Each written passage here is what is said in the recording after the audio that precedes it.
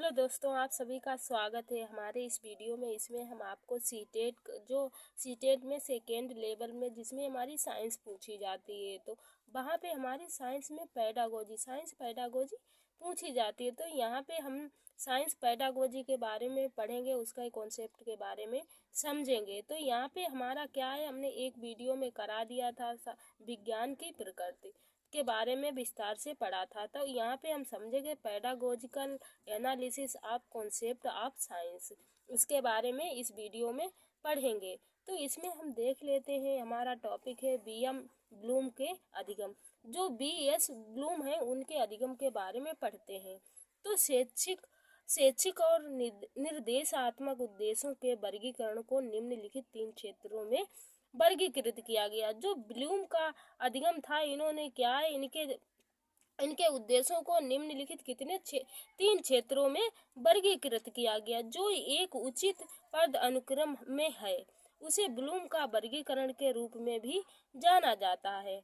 तो इसमें हम देख लेते हैं, पहला कौन सा इनका दिया गया है वर्गीकरण, संज्ञानात्मक। इस क्षेत्र में केवल उन्हीं उद्देश्यों को शामिल किया जाता है जो शिक्षार्थी की बौद्धिक क्षमताओं से संबंधित होते हैं। जो संज्ञानात्मक दिया गया है क्या है, इस क्षेत्र में केवल उन्हीं उद्देश्यों को शामिल किया जाता है जो क्या होता है, शिक्षार्थी के बौद्धिक क्षमताओं से संबंधित होते हैं।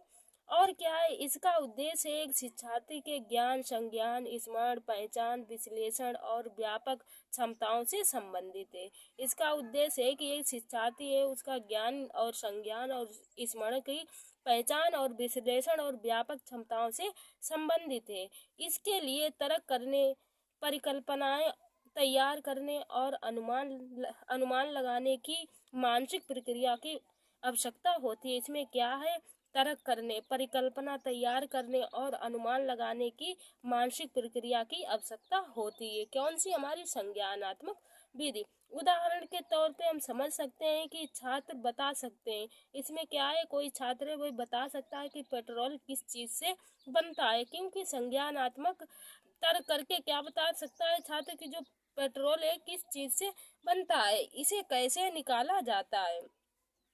अब भावात्मक इनका देख लेते हैं वर्गीकरण क्या है। इस क्षेत्र में केवल उन उद्देश्यों को शामिल किया जाता है जो दृष्टिकोण और मूल्यों से संबंधित हैं। इसमें कौन से क्षेत्रों को शामिल किया जाता है, जो छात्रों को क्या होते हैं, दृष्टिकोण और मूल्यों से संबंधित होते हैं और जो उसमें वांछित परिवर्तन लाते हैं, जो उसमें क्या होते हैं, वांछित परिवर्तन लाते हैं।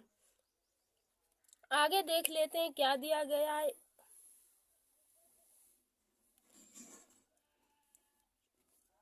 ये उद्देश्य आंतरिक भावनाओं और संवेगों से संबंधित हैं। कैसे, ये जो उद्देश्य होते हैं उनकी भावनाओं और संवेगों से संबंधित होते हैं, क्योंकि ये भावनात्मक है, भावनात्मक उद्देश्य है। तो जो उसमें वांछित परिवर्तन लाते हैं तो ये उनके आंतरिक भावनाओं और संवेगों से संबंधित होते हैं। इसके परिणाम किसी के व्यवहार में आसानी से नहीं देखे जा सकते। इनके परिणाम जो भी होते हैं किसी के व्यवहार में हम क्या करते हैं, उसे आसानी से नहीं देख पाते हैं। जैसे उदाहरण के तौर पे हम समझ सकते हैं, पेट्रोल एक संपूर्ण प्राकृतिक संसाधन है।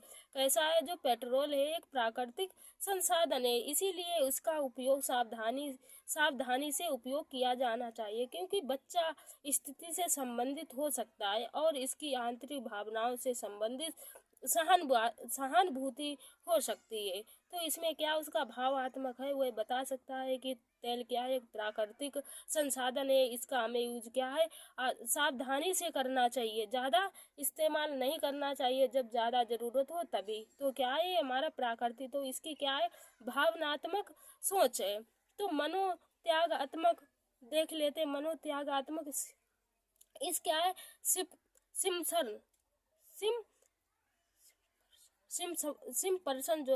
पर्सन थे हमारे, तो उनका मुख्य रूप से इस क्षेत्र के विकास,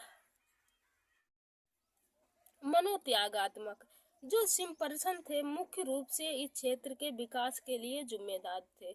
जो सिम्पर्सन थे क्या थे, जो मनोत्यागात्मक मुख्य रूप से इस क्षेत्र में क्या थे, वे जिम्मेदार थे। इस क्षेत्र के मनोत्यागात्मक शारीरिक गतिविधियों का प्रशिक्षण उन उद्देश्यों का मुख्य उद्देश्य है। छात्र पूरी सटीकता के साथ गति और समय पर सटीक नियंत्रण के साथ एक विशिष्ट शारीरिक गतिविधि करना सीखते हैं। उदाहरण के तौर पर समझ सकते हैं कि एक पेट्रोल पंप मशीन क्या है, मशीन पर एक छात्र की मात्रा और मूल रीडिंग पढ़ने की क्षमता। तो इसमें हमने देख लिए ब्लूम का जो अधिगम का वर्गीकरण है उसके बारे में, उनके 3 वर्गीकरण थे तो उसके बारे में हमने समझा था।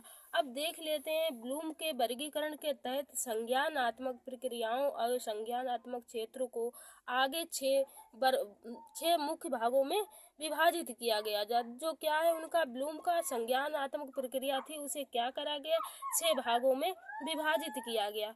पहला क्या है, ज्ञान तत्वों, सिद्धांतों और शर्तों को याद रखना और जिस रूप में उन्हें सीखा गया हो। क्या है, जो तथ्य हैं, सिद्धांत हैं, शर्तें हैं, उन्हें याद रखना है और रखना है जिस रूप में उन्हें सीखा गया था। अब देख लेते हैं समस्या को हल करने के तरीकों को, साधनों का ज्ञान। जो समस्या है उसे हल करने के जो तरीके हैं उनके साधनों का ज्ञान होना चाहिए। क्या है हमारा ज्ञानात्मक प्रक्रिया है। उदाहरण के तौर पे हम देख सकते हैं छात्र विभिन्न प्रकार की पत्तियों की विशेषताओं को याद रखने में सक्षम होते हैं। जो छात्र होते हैं विभिन्न प्रकार की जो अलग अलग पत्तियां होती हैं उनकी विशेषता बता सकते हैं। बोध भौतिक तत्वों, विचारों, विधियां, प्रक्रियाओं, सिद्धांतों या नियमों आदि की बुनियादी समझ। बोध क्या होता है, जो भौतिक तत्व होते हैं, विचार होते हैं, विधियां होती हैं, प्रक्रियाएं होती हैं, सिद्धांत होते हैं, नियम आदि की बुनियादी उनके अंदर समझ होती है। तुलना करते, व्याख्या करने और भेद करने की क्षमता होती है। जो बोध होता है उसमें बच्चा क्या कर सकता है, तुलना कर सकता है, व्याख्या कर सकता है और चीजों के अंदर भेद कर सकता है। उदाहरण के तौर पे हम समझ सकते हैं उस छात्र विभिन्न प्रकार की पत्तियों की तुलना और अंतर करने में सक्षम होता है। इसमें क्या होता है, जो छात्र होता है जो विभिन्न प्रकार की पत्तियां दी होती हैं उनका अंतर कर सकता है। अनुप्रयोग देख लेते हैं। अनुप्रयोग क्या है, मूर्त स्थितियों में सामान्यकरण और अमूर्तता का प्रयोग करना। जो अमूर्तता है, अमूर्त वस्तुएं उनका प्रयोग करना जो अनुप्रयोग होता है। ये छात्र अपने अर्जित ज्ञान को व्यवहारिक जीवन में जांचने के लिए विभिन्न विषयों की अर्जित अवधारणाओं या ज्ञान लागू करने में क्या है, अनुप्रयोग विधि।